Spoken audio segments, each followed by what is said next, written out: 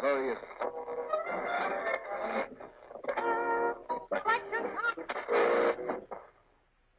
Welcome to the basement. Yo, what's up, everybody? Welcome to the basement. I'm Nolo. Jose, what's going on? Good morning. Good morning. Top of the morning to you. Dude, Good. we gotta change the time, bro. This is good, bro. I have fresh. a virgin face. I feel freaking fresh and everything. What time did you go to bed? Like 12-ish. That's funny because I went to bed around 12:30, Yeah. and I never do that. I usually go to bed around 9. But because I have my son, it's always going to be a late night for me. So I'm always waking up tired. It's going to be like 90-something degrees. Today? Yeah, my cousin from Red Hook wants to go to the aquarium to see that shark exhibit that they just did. Like a $11 million shark exhibit. I didn't know that. Indoors, which is great. AC. Then we were supposed to hang out Coney afterwards. Island? Coney Island. Oh, maybe I should go. So I was like, listen, it's gonna be a scorcher. You got little ones. Let's just go back to your crib and chill. I'll buy pizza, whatever. Bet. Then my other cousin called me. She was like, yeah, come over if you want. So I got like 2 play dates and an aquarium to visit today. That's dope. I went to Sesame Place yesterday. Yeah, how was it? It was quite fun. You were bitching, if I can remember. I didn't want to correctly. go. But then when you get You there were and like, you see the sun. Yeah. You know what's funny? I was like, it's hot. That's fine. Comes It's with being under the sun that is, it almost feels like it drains the life out of you because then you want to just lay down and do nothing. Haze, Sleep. that Yeah. haze. But my youngest never been there. So it was fun watching him react to the characters walking around and stuff because he recognized them from TV. He's like, oh. Like the first time he saw the first one that walked up to him, he was a little like, oh, hold on. Wait a minute. Hold on. Wait a minute. I saw this thing on TV, but this thing is a monster. Hold on. So then once he got over that, he was all freaking Elmo and Grover and all that. He was just like, oh, Chilling. okay. Yeah. I'm with it. That's funny because it's either that or it's pure straight up. It's two. It's three. It's like confusion. Hold on. Or it's straight up. I'm not with this. Yeah. I seen a lot of those. Those are the I seen funniest. kids run away in horror. We went to a Elmo show. There was a kid in the front that wouldn't stop crying. They had to leave. All the other kids are happy and clapping. This one kid screaming in horror. My son, when we first went, he was cool with everyone except for Big Bird. For some reason, Big Bird's a giant, nigga. Big Bird with the little skinny ass neck. For some reason, he was like, "Not today. We're gonna have to come back to the park." But yeah, we're back. It's been a while since we've been on the show. We have we have a lot of things planned out. It's summertime, baby. It's that time to be out there with a mic and letting people know what's up. So We're coming to a city near you. We're coming to you this time because obviously there's no one watching the show. Yeah, they don't want to come down to this basement. It's hard. Every time I bring somebody there to here, the first thought is like, "Are you guys gonna kill me?" Because it is like you gotta walk down a backyard alley, downstairs behind the building. Well, hold on, the backyard alley got a lot better because you saw how clear it is now. Yeah. And mind you, the backyard alley has like construction equipment, and it looks like, Bro, it has a Con Ad vehicle. it looks like you're gonna get murdered for sure. It does look like it. It's funny because I was talking to the owner, the older brother, and we just started talking, and I started telling him about my views. We started talking about politics and everything. He's Italian, right? He was shocked. He was like, "Wow, I didn't think you were that. I didn't think you had that kind of point of view." Yeah. I'm like, "Yeah, man, I'm with it." And since then, amazing our relationship. It's like I graduated from a spit to an Italian. Oh, that's good. From a spick to a Guido. He's like, this guy's like one of us, huh? Yeah, man. So at night, he installed LED rechargeable lamps in the middle. So I have light in the front. As I'm walking to the back, the lamps turn on. So I have light in the middle. Oh, so it's like motion detector. Yeah. That's dope. I asked him the next day. Boom, it was there. Wow.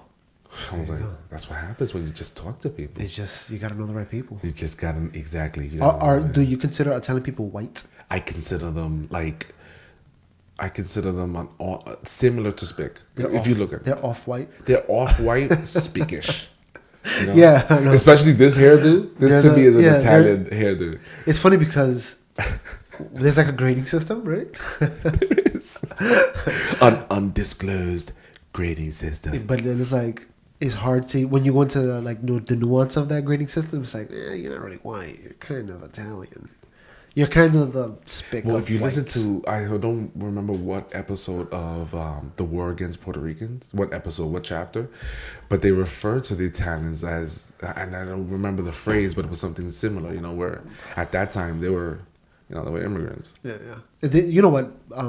I for some reason Irish was also considered like a lower class of people. Yeah, so that's the thing about it, right? So with all this, with all this that's going on in regards to the children, immigrants, Cuomo put up some ad because he's trying to get reelected, and he says the Lady Liberty stands there not just for immigrants and blah blah blah. But it was really good message. Like, I would vote for him just on the editing and the production of that. That's what they have going for them. That's what it's so good. So I'm like, no, I would never vote for you, dude. But nice try. But when he mentions it reminds me that back in the day, the process of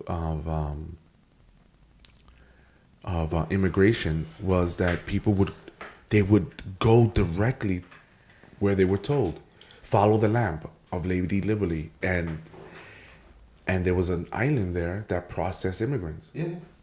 Yeah. Right. Ellis Island. Ellis Island. So hold on, I think I gotta make some adjustments. I want to make sure that I'm hearing you. So there was, I mean, it wasn't, no, I don't know. I'm sure there were political views back then, but I feel like somehow we lost that due process. And well, you know what it is? We have it. It's just we have to we're maxing out. Like, we have a limit. We're like, okay, slow it down, guys. You guys are pouring in. Because before it was pour in. We need more people because we have so much land. We got to go west. Remember, This is the beginning of the country. We're moving our way that way. There's so much land. Come fill this up. Right. It started build from a the east nation. and right. Yeah. So now we're like, okay, we've made it to the west coast, and that's getting popular. So we need to all right, look, we got our own people now. Let's work this out. Well, reality is that we're getting immigrants from all sides. Yeah. I mean, they're coming from all sides. We have a vast majority that's coming in from the southern side, particularly in the west, from the Mexican border. But, I mean, they're coming in from everywhere. I mean, it's because it's easy to get here from there. Right. That's all it really is. So every other country... I guarantee you, if we somehow we can pick up America, move it over, and put Britain here, they wouldn't fly over to America. They would come up to Britain. It's just because we happen to be closer. Yeah. All geographic convenience. That's what it is. So most people from South America go to Mexico and then make that crossing. Yeah. Oh, I know a few. Yeah. I know a few that came illegally. I mean, if you're in New York, you know somebody that's illegal. 100%. I've met hundreds of illegal aliens. Hundreds, bro.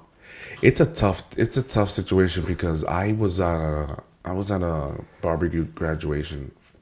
I'll say she's my niece because, I mean, I feel like every cousin of mine that had kids, I probably changed their diaper, which for me is like I graduated to your uncle. So that's my title now. But I was there and I'm talking about, the children, the separation of children, immigrant children from their parents. I'm talking about the last episode that you weren't here with Eddie, 13 Reasons Why. I'm going to a vast discussion, and I got, first of all, my whole family is liberal, right? So I'm always getting into a fight, and when I do, I talk like this. They must love you. They love it. So So I'm viewing my point. It got to a point where my cousin, who I'm gonna hang out with today with my kid, I was like, I posed a question: who do you think is gonna be the next president? Do you think he's gonna win again? Okay. Got that. No, impossible. Never. My turn. I was like, well, listen, unless someone else that's worthy of my vote, that can really step it up even more, and I'm already getting eyebrows. Well, even more. What are you saying then? He's done nothing. What do you mean? What? And I was like, then I'll just vote for Trump again. That's our sound effects. You ever seen when an explosion happens in slow motion, their cheeks flap? That's why they look like flappy cheeks. You see those commercials, the slow motion, right? Yo, With the ripple effect. Yo, you ever seen the Dave Chappelle? His old Dave Chappelle show when he's a black KKK member. I feel like, and then he pulls his mask off in the middle of a rally, and they see that he's black, and one of the guys' heads explode. Oh, Lord. That's exactly what happened to my cousin. She said, "Wait." She stopped the conversation. Wait, what was that? That was my computer. I never heard it do that before. It sounded like it farted or something. Oh, let me try again. So, she goes and asks me, "You voted for Trump?" I was like, "Get this nigga out of here." Even worse, she was like, "I can never talk to you again. What is going on with your computer?" Yo, bro? I never heard him make these noises before. Yo, we were talking about this earlier. I just want to let the audience know that I figured out where the evil tech demon resides. It resides in his body, because everything was working fine the last episode with Eddie. Now we already had problems. My mouse didn't want to know anything about computers this morning. But so she literally goes, my cousin goes, "You voted for Trump? We're family. I love you, but I can never talk to you again." Her sister's sitting there, her brother's sitting there. They're just like, they're not emotional. They're liberals, but they're not emotional. And her husband's like edging her on, and because he doesn't have a choice, he has to go home with her. I don't. He's like, "Oh, sorry, Jose. Nice talking to you. I don't want to deal with this crap all week. Okay, I gotta choose her side. I'm gonna deal with this for at least a week if I try to say anything." So it was. I lost a family member because I made a decision. Crazy. You know what it is though too. You gotta. I love you though. This is why I like Ben Shapiro, because Ben Shapiro's like, I got the facts on my side. We could argue back and forth. That's fine. That was my main argument. My main argument was, have you done your research, even on your own opinion, or are you just waiting for dinner to be served to you? You know what I mean? Like, you're just waiting for whatever comes to your plate instead of saying, "Well, hold on. So this is my side." Before I could really argue my side or my point of view, what were you listening to? Nigga, you're right here. I can hear you. That's it. Cut. We're done. This guy wasn't plugged in, bro. We did sound checks. And he's like, yeah, everything's all good. Nah. It was wrapped up in the chair, so I had to unplug it to unwind it. If that doesn't show you how noob we are, wow. But the conversation finally rectified itself because I kept bringing out points, and I kept bringing out the fact that you can't be about your side unless you take the time to analyze the other. Yeah. That makes you stronger in your point of views. Or if you're open-minded, which everybody should be, right? You can switch over. Yeah, like when is it not okay to grow up? Yeah, exactly. Yeah. When is it not okay to be wrong? When is it not okay? When is it that you think? I guess maybe 21 when you're 18. Yeah. You know what I mean? That you're like, I'm an adult. This is it. I know what it is. I know what life is. I know what No, come on. I'm still trying to figure it out. Yeah. And if like we say on this show, if someone comes into this show and gives us a point of view that differs from ours, but it makes sense, that it's logistical, that there's facts behind it, I'm willing to change my point of view. Hell yeah, I'm willing to change my view. I'll be an idiot not to. I'm actually looking for that. I'm looking to be enlightened. You saw, I think we talked about this before with Dave Rubin. That Dave Rubin was a leftist, quote unquote leftist. Turk, or what was it? The Young Turks. He was on the Young Turks. Young Turks is, they have a website, news channel, freaking so far left, it almost hurts to watch them. Dave Rubin was on that show. He left them because of a debate between Cenk Uygur and Sam Harris. That he saw that Cenk Uygur wasn't about the facts. He was about the feelings. He was like, I can't back this guy up. And this is a guy who's gay, right? Yeah. And I wouldn't say he's conservative. Right? No, he's not. I think he's more libertarian than anything else. But he's more enlightened now because he took the time to listen. Yeah. That's the bottom line. He had an interview with, I always forget this guy's name. But, Larry Elder. Yeah. Now, Larry Elder is a black conservative, very rare. he had an interview with Larry Elder, and Larry Elder, he's so used to being around liberals that he's already on the offense, the defense offense. Like he already knows what they're gonna do. They're trying to attack him. He knows that. He's ready. He knew that he was a leftist. That Dave Rubin was a leftist, so he's ready to be attacked.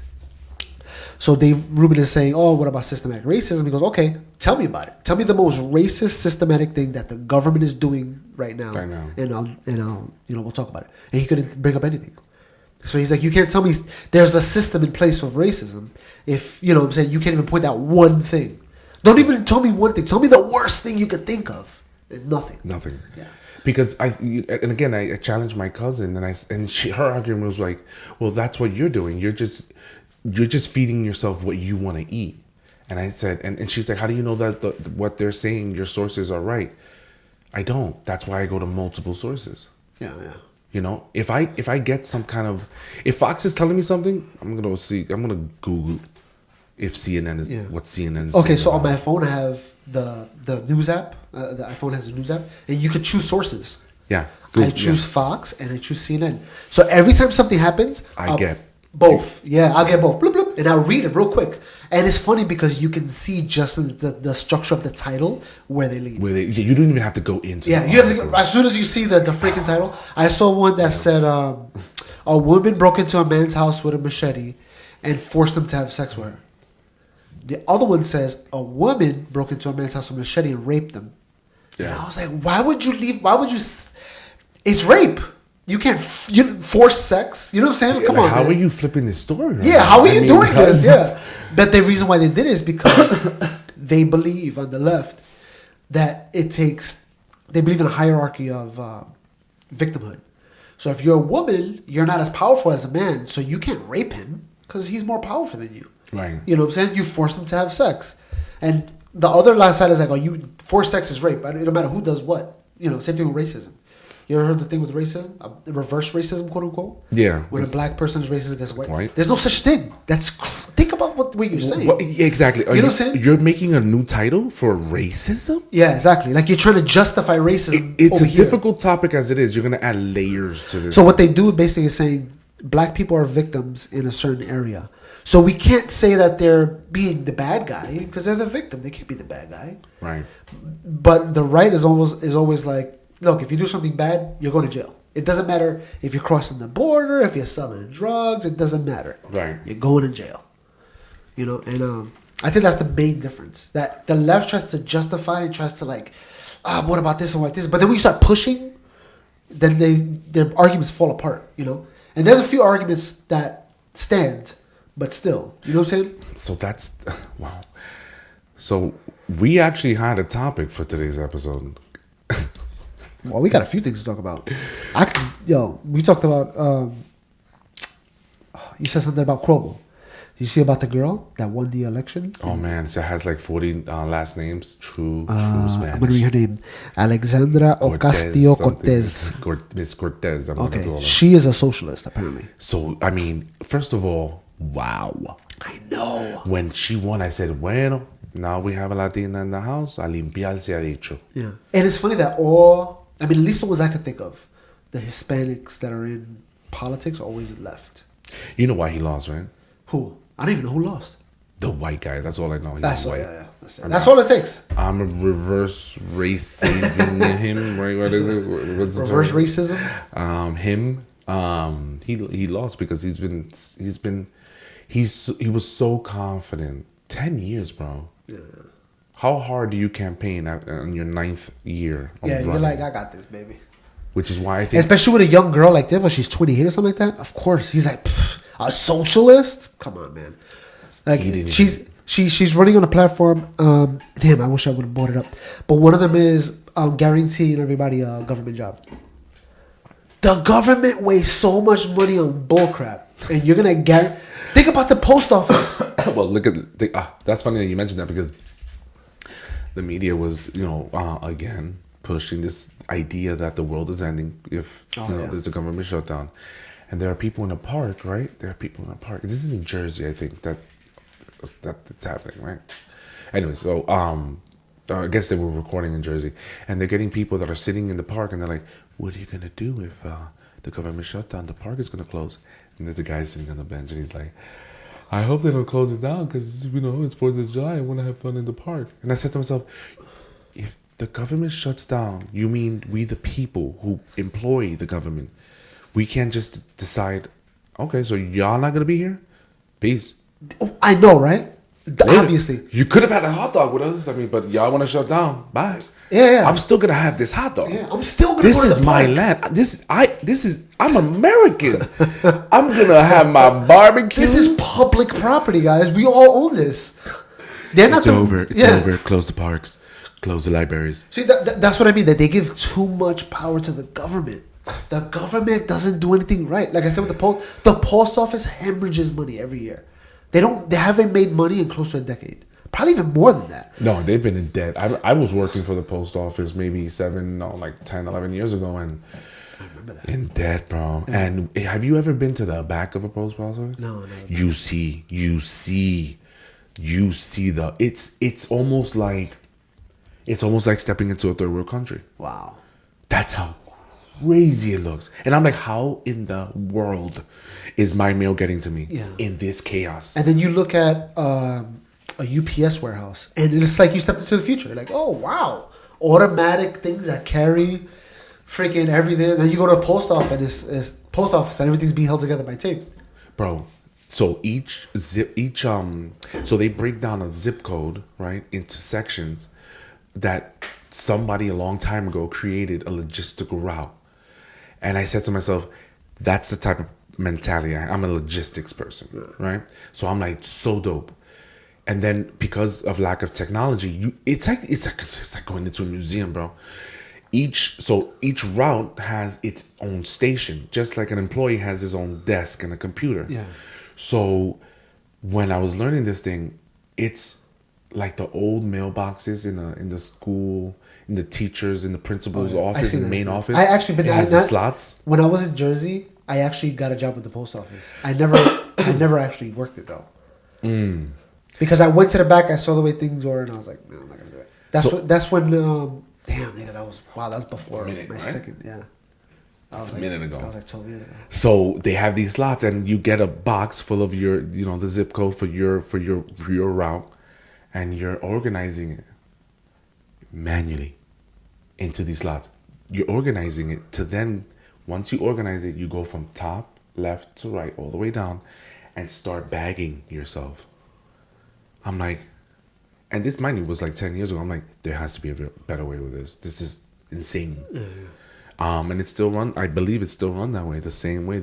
So someone who created this route and this system, it's still being used today. That was created before, God knows, the telegraph. So anyway, this is just proof that the government just wastes money on dumb things. Everybody says the thing. Oh, the government's paying for it. It's unlimited budget.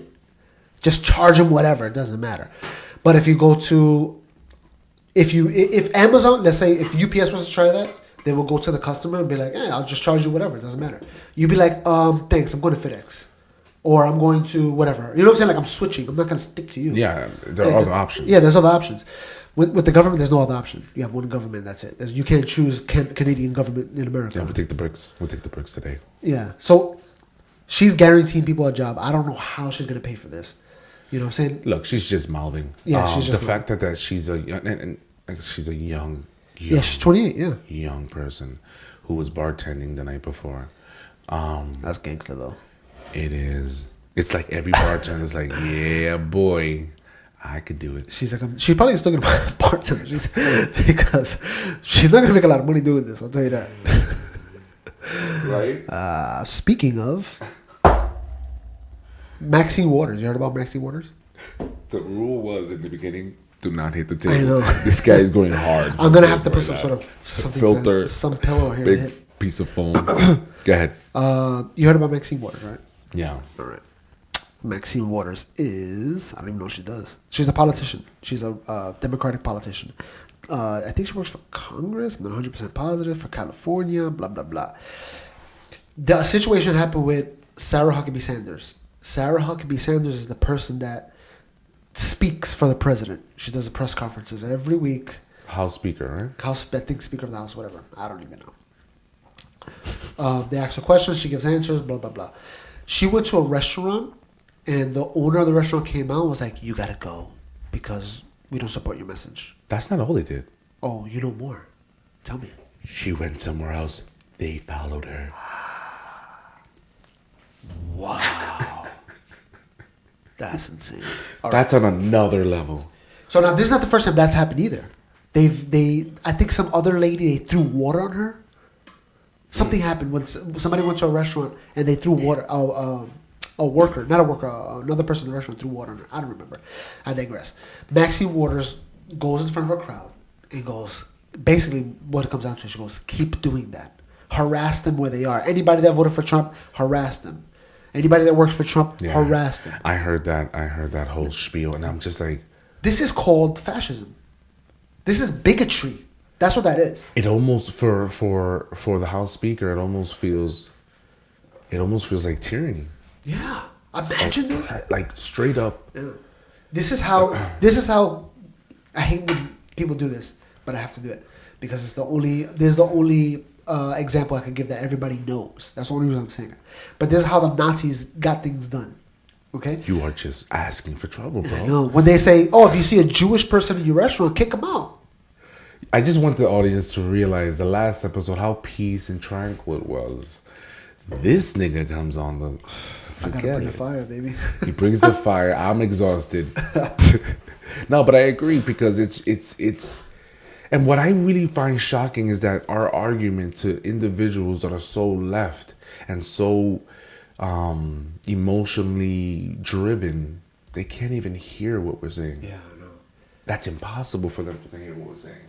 I forgot I should have turned off the third microphone. So, my bad. Oh, snap. This was on? No, I don't think it is on, but I should have just muted it just in case. But yeah, but that is fascism. You know what I'm saying? You're oppressing. Tell us what fascism is. Fascism is basically what it comes down to is this: somebody doesn't agree with you, and you gotta force something on them. You force them to either believe it or Why die. the word fashion in that word though? What do you think? Because if you look at Mussolini, which is one of the main fascist members, a lot of fashion comes from Italy, and he was Italian. So this is what it comes down to. That's what it is. Yeah. Pretty simple. So like, it's mind-boggling.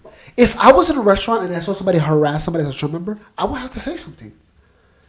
I'd have been like, "You're oppressing this person." Yeah. You know what I'm saying? He's now a victim. We're supposed to watch victims, right? We're supposed to be, there's a hierarchy of victimhood. Now you're oppressing him. He's a minority here, guys. You know what I'm saying? Like, it's crazy to me, yo.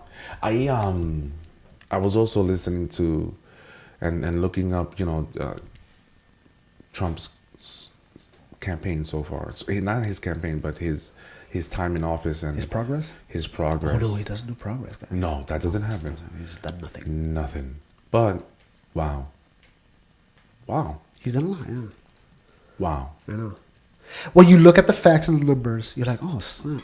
He's a crazy person. We're not arguing that. We is not arguing that. He says the dumbest crap. He's a crazy man in office, but he's getting things done, and I don't know how he's doing it. And you know what I think maybe it could be? The fact that all these other politicians in the world have all dealt with normal people their whole life, and all of a sudden this madman comes up and they're like, we don't know how to deal with this guy.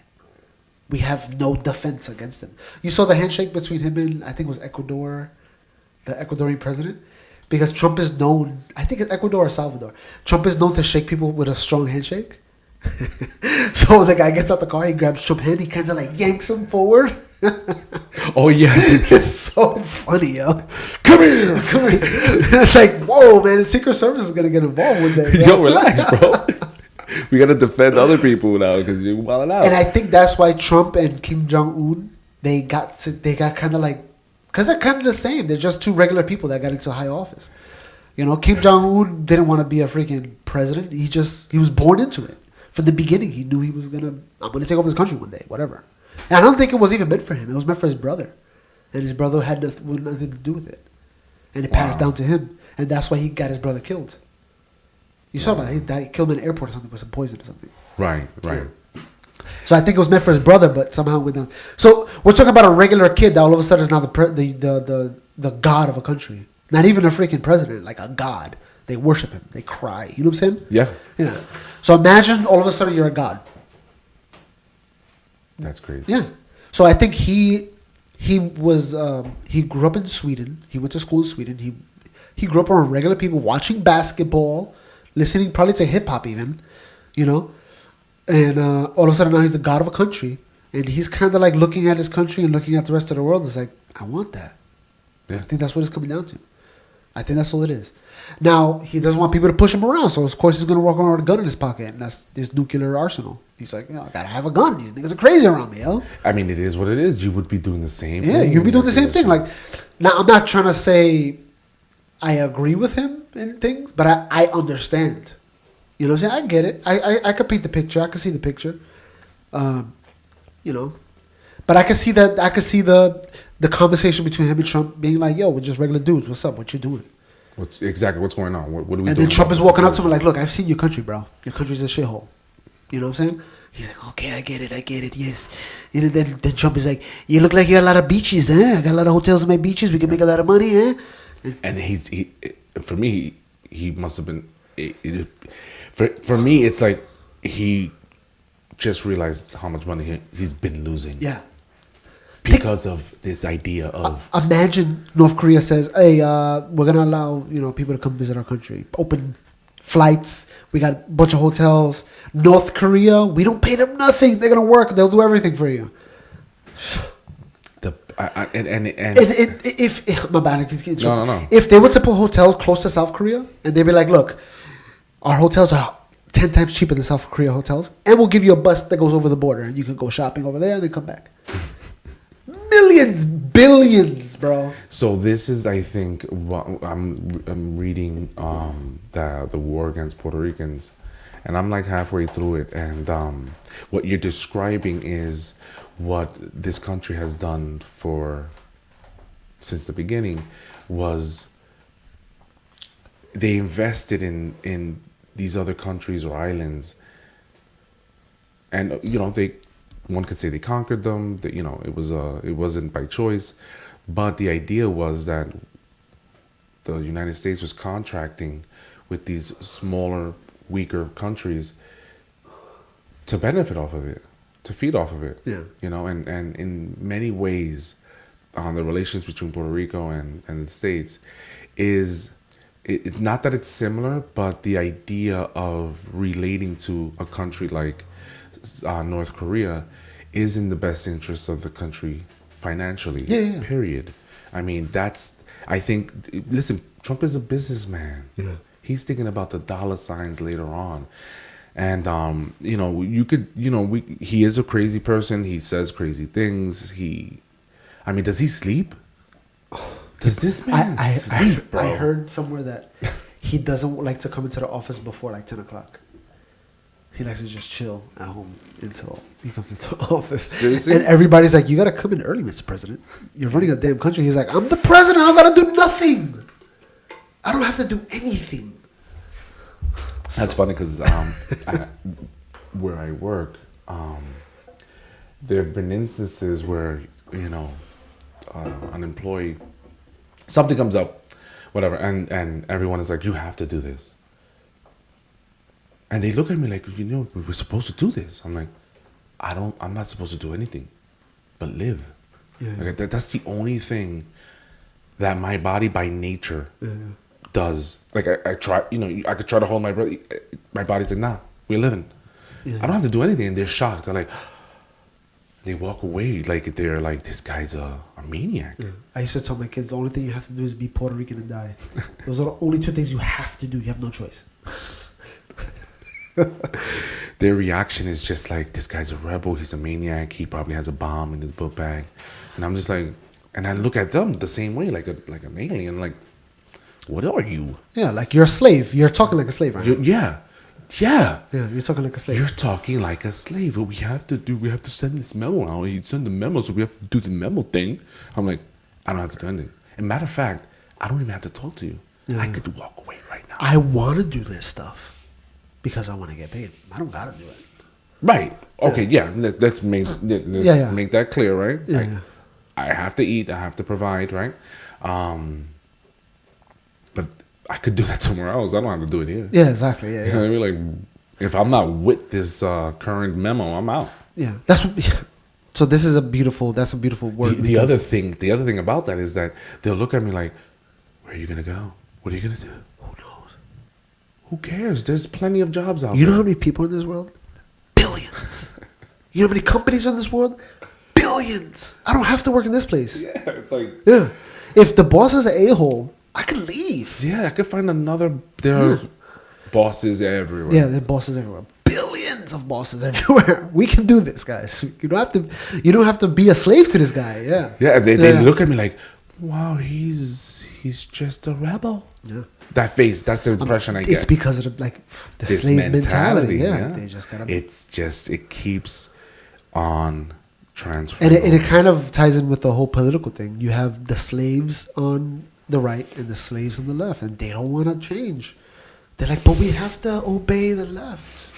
They have a platform we have to follow. And the right is the same thing. We got to follow the right. We have to. Trump is the best. We got to always support Trump and everything he does. And it's just like, guys, if he does something stupid, you can say it. It's okay. It's all right. It's 100% okay. It's okay if you vote for him and you disagree with him on an issue.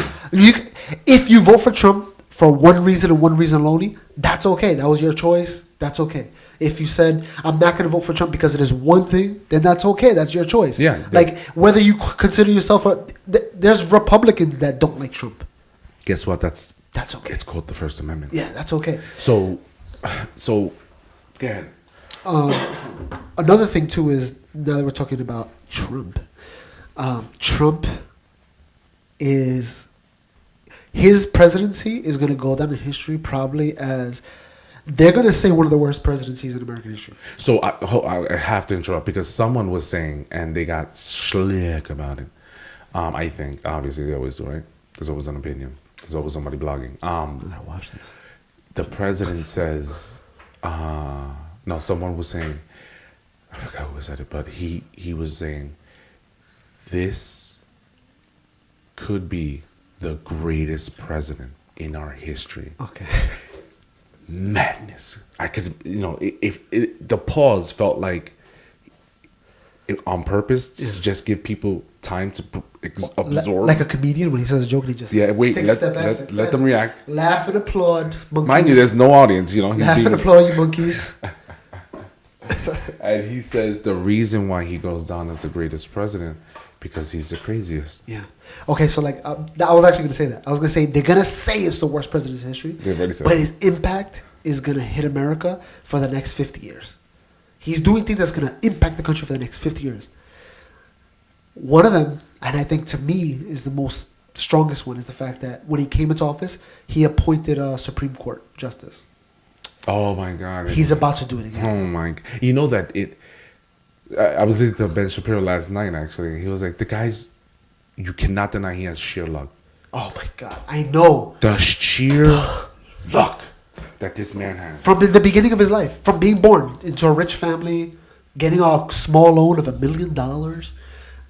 And then not only that, but if I give you $1 million, you can mess that up on a bad coke habit. But Trump took the $1 million and made himself into a billionaire. That's not, we see people, there's a whole show on TV, I think it's on TLC or one of those channels, that say, that follow lottery winners and just watch them just run their lives into the ground. They make hundreds of millions of dollars in a lottery and just freaking kill, 3 or 4 years later. Done. And Trump took $1 million, which is not even a, tiny. Today, it's not much. It's not much. You take $1 million and he made himself into a billionaire. Yeah. Think about that. You know what I'm saying? So it's luck and it's also strategic kind of. No, but I mean, most presidency, if they're lucky, get to vote another judge in. Which doesn't. Obama was there for 8 years. He didn't. This is his second? The second. And then you know who it is too? So the judge, there's 9 of them. You have 4 that are right, 4 on the left, and then you got one guy that's right in the middle that always switches back and forth. That's the guy that's leaving. So he's going to appoint somebody that's going to probably be on the right, and it's going to affect law for the next 50 years. And if he's smart, he'll put somebody that's young. Oh my gosh. That would be. I put the youngest Republican hardcore. I put Ben And let Shapiro. him I call sit- Ben Shapiro like, yo, what's up? What you doing? What you want to do? You gonna keep doing this thing, or You can keep your show. Keep your show. Your word. Oh my gosh, that would be dope. People will love it because he'll talk about Supreme Court cases. Right, at work today. Yeah. There's a podcast, I don't know if you ever heard it called More Perfect. No. And they kind of go into Supreme Court cases and why certain laws passed. And it's pretty interesting. It's called More Perfect. I'll put it into the show notes. But, yeah. So now, I also got to say this about the Supreme Court. The way that they pass laws shouldn't have anything to do with emotions. Of how you feel, or how what does it make you think about. It should be strictly about what the law says, and that's it. So, saying that, it doesn't matter who he appoints because it should be by law on the books. It should be. But either way, it's going to be a freaking... And I read it one time, that the Democrats are like, we should hold off on that appointing until after the 2018 elections or whatever. Now, if I was Trump, I wouldn't. I'd be like, I'm putting somebody in there. He ain't stopping me. I'm the president. It's my job. It is his job as a president. He could do it. He can. So, and right now is his time because Republicans are the majority in the House and the Congress and all that, whatever. So he has so much power. If I was him, I'd just put somebody in there, but like, there's nothing you can do about it. Next. Exactly. Yeah. And the person, and that was an interesting point, is that when you what? You just want people to be when a good dude, that's so annoying. That just threw me I'm gone. No, but a good when you appoint someone, you want someone who can interpret the laws. Yeah. But not how they feel that day or that morning. Yeah. You need someone that can interpret the law for what it actually states, and more importantly, what it implied. What was its intention when it was passed? Yeah. Don't like it? Write another law. Yeah, exactly. Yeah. And it's not their job to make laws. You know what I'm saying? That's Their job to uphold it. Yes, exactly.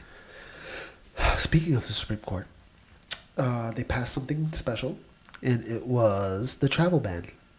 They said, yes, the travel ban is lawful, and we're going to enforce it now. The Muslims, right? Well, we wouldn't call it a Muslim travel ban because Sorry. that's sort of racist, but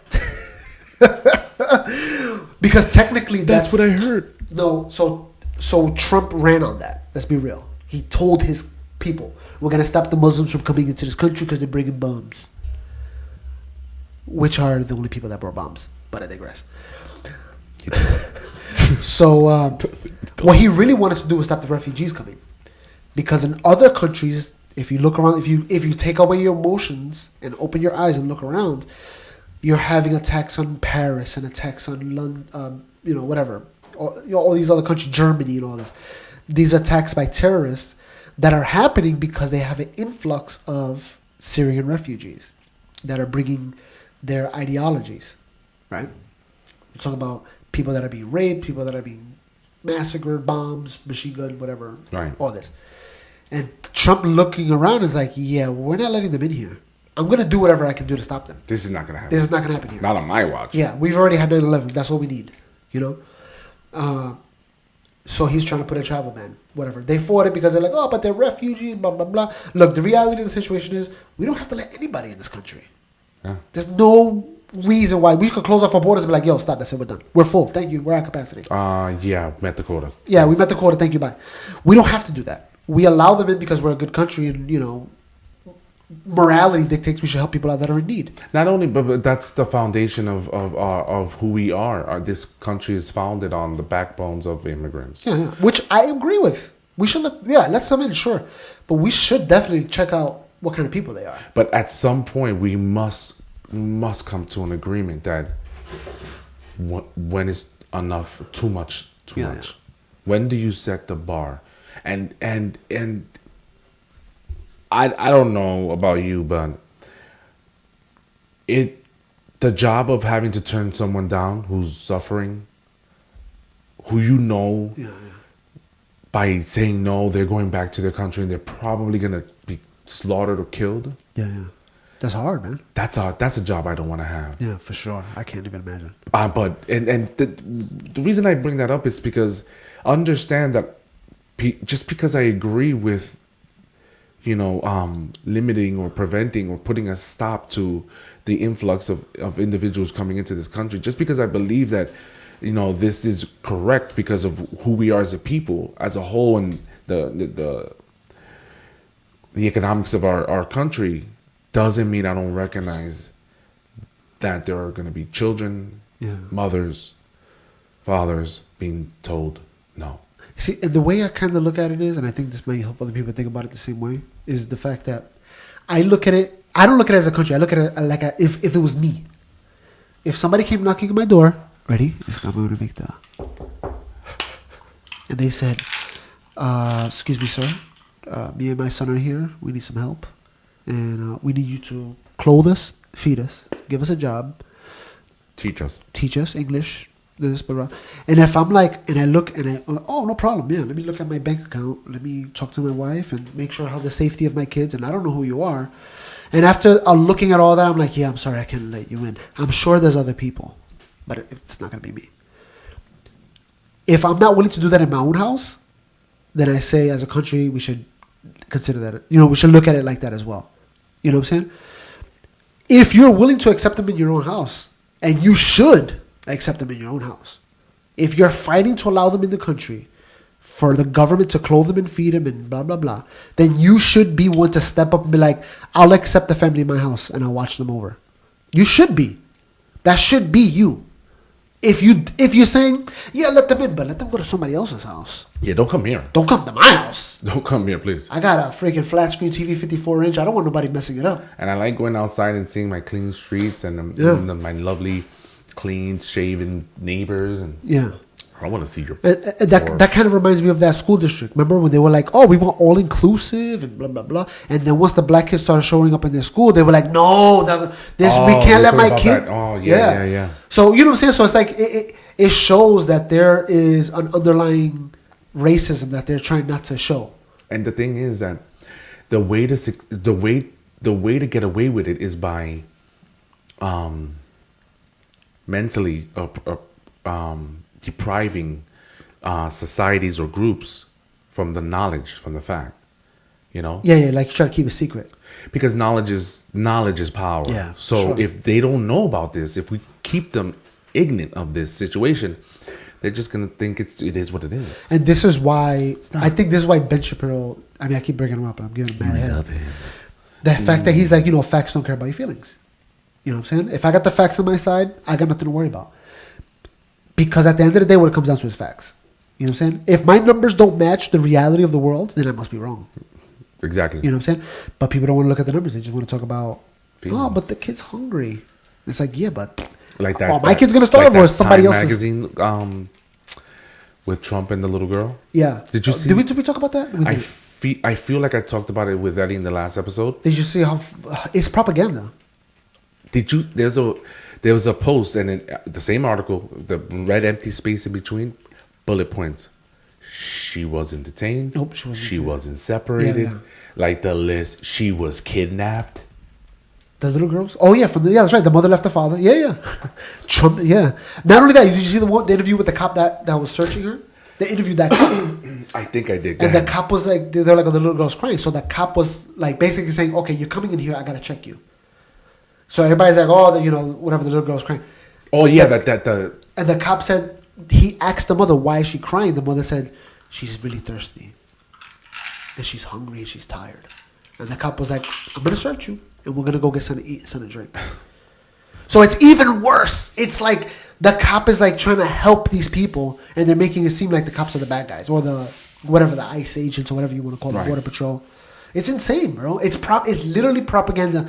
And again, I'm only using this example because it's an example that everybody knows of. Right. It's front page. And it's kind of what the Nazis did, where they kind of use propaganda to push a false narrative. That's how you do it. Yeah, that's how you do it. Yeah. There's no other way. You're not going to get people behind you unless you put something controversial, shocking in front of their faces, put your agenda, your message behind it, and run. Yeah. And people, they just suck it right up.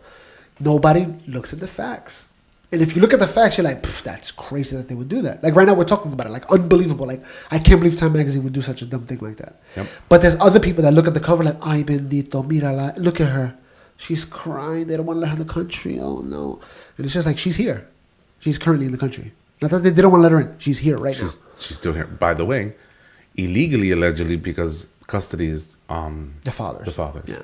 So just And to her only motive was that if I need to get out of my situation, obviously, and America sounds great. There are jobs, so I need a job. I want money. I want independence. So the likelihood of me getting into this country is if I have a child in my arms. Yeah. And not to mention, she had other kids that she left behind. So Yeah. if she was about the children, you would think she would have all of the children with her. Exactly. She used her child as a She token. used the youngest one as a token to get in. Yeah. Pity me. And America's a good country, so America's gonna be like, well, we're not gonna let this little girl starve. So I'm not with, just to be clear, I'm not with the whole separation thing. I understand the tactic. Yeah, I understand the tactic, of The course. tactic is logistical. It's horrible. It's horrible. It's logistical. I would even say it's pretty smart. Yeah. Again, if you take the But emotions it's out of it, completely wrong. if you take the emotions out of it, that's a good tactic. It's completely Because at that wrong. point, you're walking towards the border and you're looking at your kids, you're like, yeah, I can't live without my kids. I'm out of here. So I was discussing this with, and I probably said this before in the last episode, but my job, the one of the owners, this came up, and my argument was this: it's pretty simple, and I think you would agree. As I matured in life, I learned to not react. Instead, take my shoes off and analyze it, not just from my perspective, but from everyone else around me. I do the same thing with any situation. So in this situation, I said to myself, these individuals are leaving for a reason. Most of them are leaving because the mere fact that the violence, the potential for them to be slaughtered Mexicans is high. So I said to myself, I'm a parent, I have a child, I live in a place that people are being slaughtered left and right. I'm out. Yeah. But I realized that this place I'm going to is saying, if you come here, I'm going to take you away from your child. And I say to myself, then why are they still crossing? Knowing this. Yeah. Because it's that bad. And my argument to my coworkers were, if I had a choice, stay, die, go, potentially never see my child again. But he's safe. And they're like, oh, but how many foster carers are children being raped? And I was like, that's a possibility. Yeah, of course. But it's not death. Yeah.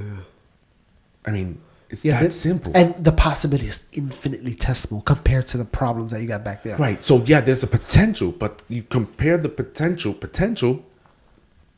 it's just, I'm sorry. I look at my son, he's sleeping next door, it's dumb early.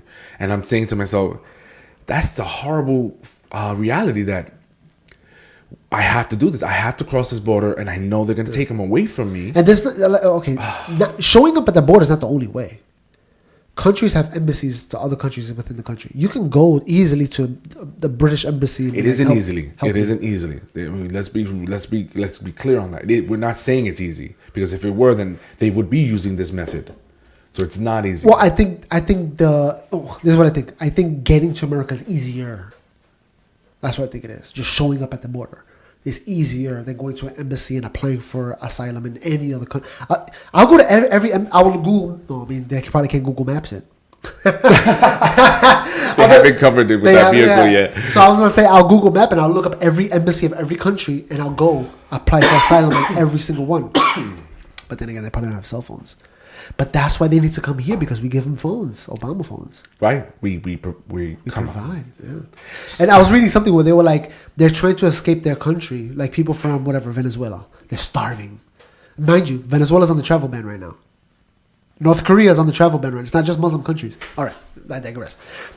You're leaving Venezuela. You're going through whatever it takes to get to America. Right. And then you get to the border. And then you're like, why are you here? They're like, I'm trying to get away from Venezuela. They're like, you're in Mexico. You're not in Venezuela. Yeah. You can stop now. You're done. You've succeeded in your mission. Yeah, but Mexico is like not a great place to be at. But is it better than Venezuela? Would you now? That's a very. If I'm getting murdered in Venezuela and America might take away my kids, maybe I'll stay in Mexico. It may be hard, but I'll probably figure something out. You know what I'm saying? We'll be hungry for a while. Yeah, the point is that before you form an opinion, step outside of the situation and try to look at it on all sides. I think that's my argument. It's always going to be my argument. Before you can actually take a stance on something, look at the other side first to make sure that you're firm in your opinion. Yeah.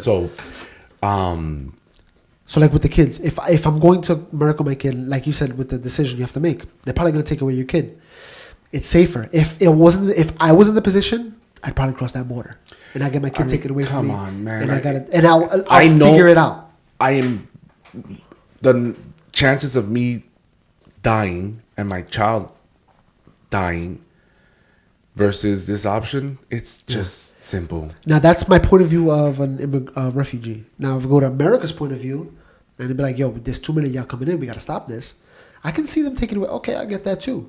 And so you got to look at it from both sides. Be like, "Yeah, I would do this," and also if I'm on the other side, yeah, I would do that too. So you kind of got to look at both sides and be like, "Yeah, both do what you got to do." This is a shitty situation, but it's the way it is right now, and we can figure it out step by step by step. Do you agree with Trump's statement of take away the due process? I don't know, because this is still America. They're not American citizens, but they're still in America. We waste millions of dollars by doing this. Wasting it. We are talking about people in San Francisco got a huge homeless problem, but we're feeding people that don't even belong to us.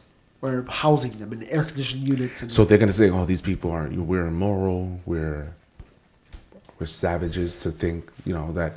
So I could hear others potentially saying, so when you walk by a child, potentially a scenario, when you walk by a child who's in the street, cold and hungry, you've seen those tests and, those experiments, social experiments that are up on YouTube. Yeah. I'm sorry, but and they do it with they do it with both sexes. Will they put a child, a girl versus a boy, in different social experiments? I'm not gonna. I know we're not those people that keep walking by. I'm not. I don't know about you. When I see a kid that's, this kid is by himself, something's up. He's obviously hungry. He looks like he's lost.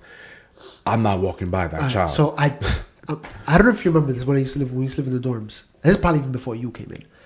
This was probably, I remember. All right, I was in Sunset Park, right, doing something. I forgot I was shopping for something, and some kid asked me for change. He was like, remember, I used to be part of the youth ministry, so he was like the age of the kids that are in youth, 15, 14. Yeah, teenager. And he asked me for change, and I asked him, and I started talking to him. He's like, he ran away from home. He has nowhere to stay. His brother is out of state. He has nobody around. He has nowhere to live. And I was like, all right, mind you, I'm living in a church. So I'm like, I guess you can come with me to the church and we'll figure it out. I brought him to the church. I called Danny. I got this kid in my house. He got nowhere to stay. I'm going to let him stay here. Live with me in my apartment. And Danny was like, you're crazy. Danny was a youth pastor. You're crazy. You don't even know this kid, blah, blah, blah. I was like, I'm going to kick him out? You know what I'm saying? He got nowhere to stay, guy. I let him stay with me. I think he stayed with me for like 2 days. And finally, he got in contact with his brother. And actually, the plan was for him to go to his brother, get whatever he needed to get from his brother, whether that be money, clothes, whatever. That's what it was. He needed to get his social security card and his birth certificate so he can try to get him a job. Wow. But he never came back.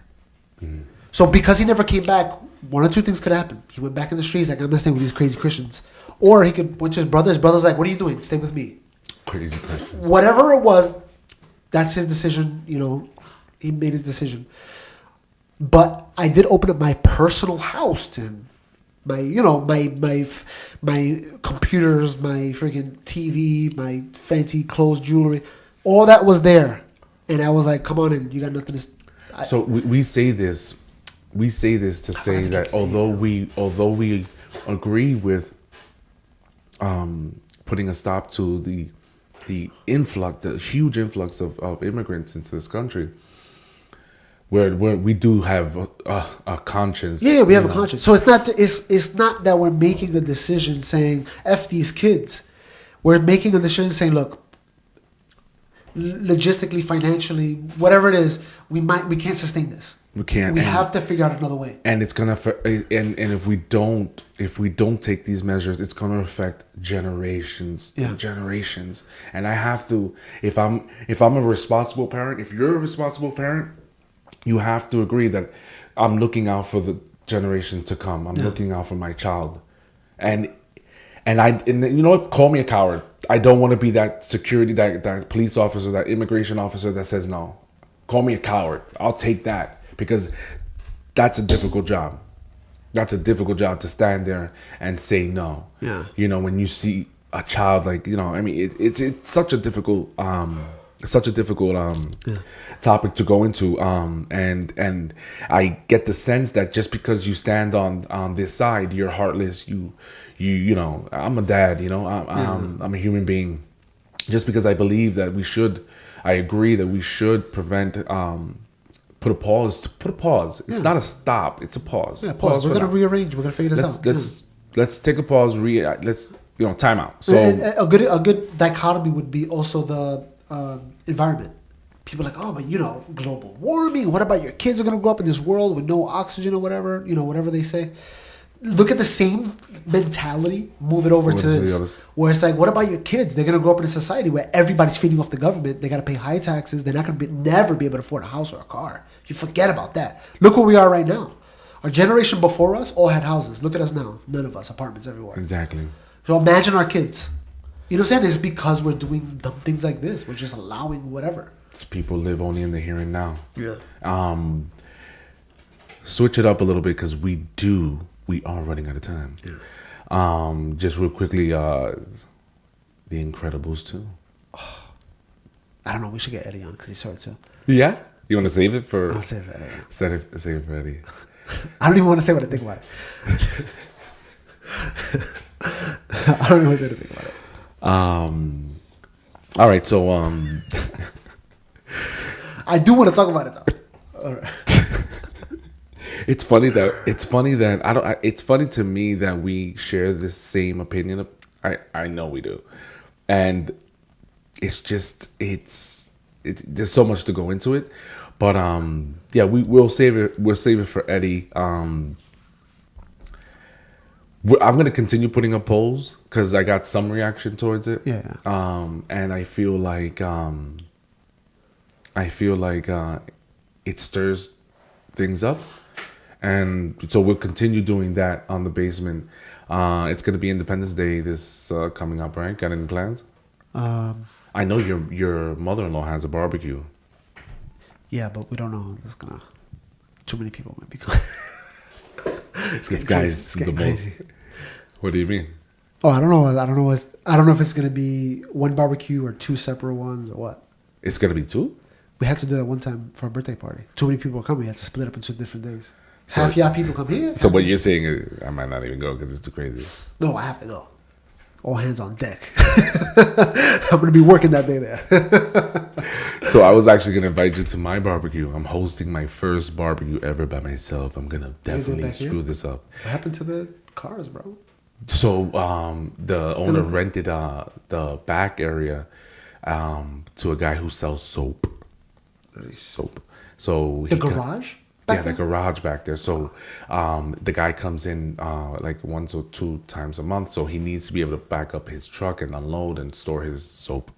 So in light of that, I was where the pavement is. I said my job has the tents, the chairs, the tables. I'm gonna deck it all out. You're not even gonna see the other side where the current vehicles are on the dirt. And I'm just gonna ham it out. Like, screw it. There's like 30 people coming, family members. So I was gonna invite you, but I was looking at Mighty Networks to see what's up with the church, what's going on that weekend, and I was like, oh, that's not happening. But I was like, my first barbecue, I'm gonna have the VR set up over here. I'm gonna set up the Xbox here with the projector. I'm gonna have the sofa outside, dominoes, poker, chess, games. It's gonna be lit. I'm also renting a tent. You know how they do those those makeshift ACs where you get a bucket, fill it up with ice, make holes, put a fan on top of it. I'm gonna have 4 of those. I'm gonna throw mats so the kids can jump up and down, or if they want to lay down, the babies are tired. Yo, I'm going crazy. I was telling my son yesterday. He was like, "That's a lot of planning, Dad." I was like, "No, I'm a crazy man. What are you going to do? Crazy. I'm a lunatic. I don't know what to tell you." Damn. So, damn, 4th of July. 4th of July, bro. 4th of July, the youngest. That's a timer. I don't know what that was. Hopefully, it wasn't the recording stopping. No. Yeah. So 4th of July, we were gonna do an Independence Day episode. Probably could if you want. We probably could. We gotta be super fast though. Like not right now. Nah, not right now. Not right now. I gotta go. I'm going to the aquarium. Today? Yeah, they got the new shark. Oh yeah, exhibit. you telling me, yeah. So Yeah, you said in this episode. Beginning of the episode. the beginning of the episode. You see, full circle, baby. Yeah, that's it. The basement. Yo, check us out. thebasementny.com. Leave us a comment. Say something nasty. Whatever you want. Peace. Peace.